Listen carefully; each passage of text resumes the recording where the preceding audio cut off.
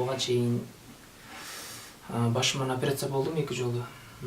Кийин ошол башыман чыккан опухоль бирөөсү злокачественный экен, ошол жүлүнгө метастаз берген экен. Эми аны операция кылбаса последствиясы аябай начар деп прогноз болуп атат. Ошондуктан операцияга көрсөтмө беришкен.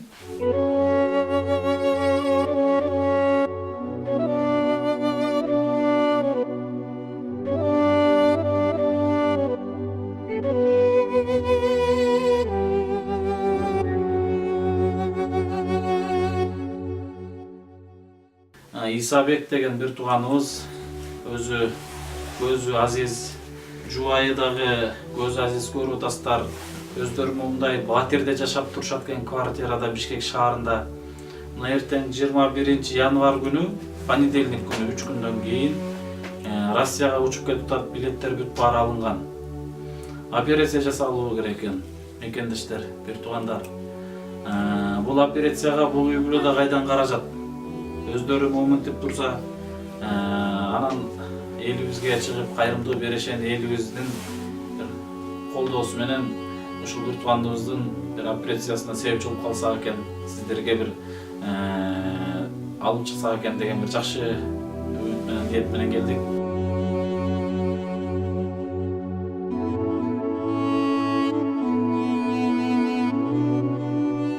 Атам айтат, жакшы көрүп сен 2-3 күн көрүп жүргөнсүң деп ушинтип калат. Ошо көзүмдө давление болгон үчүн 2 диагнозда глаукома и катаракта. Катарактаны алдырган да мен кийинчи. Глаукома бар болгон үчүн ошо эме болуп калган. Өзүнүн абалына кайра түшүп калган да.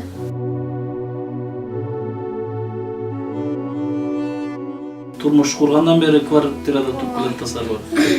Уже биз 4,5 жыл болуп калды. 4-5 жерге көчтүк. 4-5 жыл жашап келе атабыз көчмөн. Көзү көрбөгөн деген көчүп эме кылыш да кыйын биз үчүн, аябай. Бала чака менен тем более.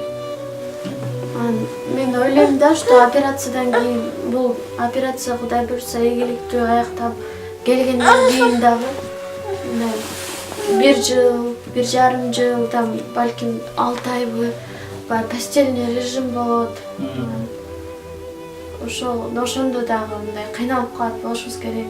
Турак жай бизге азыр важныйраак болуш керек деп ойлоп жатам да.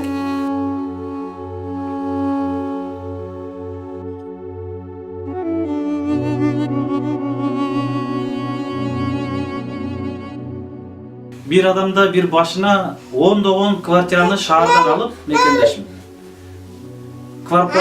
Квартирант киргизип койгон инсандар бар, акчасын алып атканда. 10 ашуун квартирасы бар адамдар бар, мекендештер. Анын баарын квартирант киргизип, квартиратын алат, акчасын алат. Ошолордун мен терең кайрылат элем, мекендештер, бир туугандар. Бир квартираңыздарды момундай инсандарга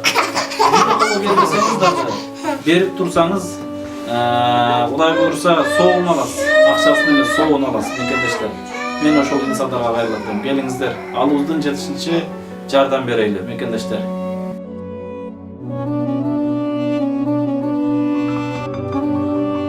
Кайрымдуу берешен кыргыз элиме терең кайрылуу, мекендештер, бир туугандар. Чынында соопду издеген инсандар аябай көп. Кимге алып барып ихсанымды берсем деген инсандар изденип жүргөндөр көп. Ошол инсандарга мен терең кайрылам. Келиңиз, Кудай буйрса мекендешибиз Исабек агабыз эртең 21 январь 21 Москва шаарына жүлүнүн операция кылууга кетип баратат. Бул операцияга жалпысынан канча каражат керек делет? 7.000 тегерегинде деп айткан. 7.000 доллар. Азыр сиздерде канча каражатыңыздар бар? Азыр 5.000 болуп калды окшойт. 5.000 жакындап калды. Бираз кайрымдуу инсандардан бираз акча келди, анан сырткары өзүбүздө бар акчаларды кошуп ошол азыр. Түшүнүктүү. Азыркы убакта 2.000 долларын айтканда жетишсиз болуп турат азыр операцияңызга. Мекендештер, бир туугандар, кээ бирибизге бул акча аябай көп акча билесиздер, аябай көп араңдан пешене терүүбүз табабыз. Кээ бирибизге бул акча болбогондой эле акча.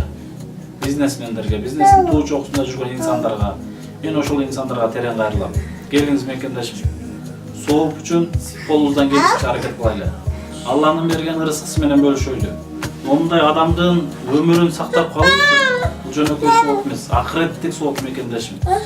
Адамдын өмүрүн сактап калуу үчүн колубуздан келген мекендешим жардамыңызды берели. Мен ушуга чакырам баарыңыздарды.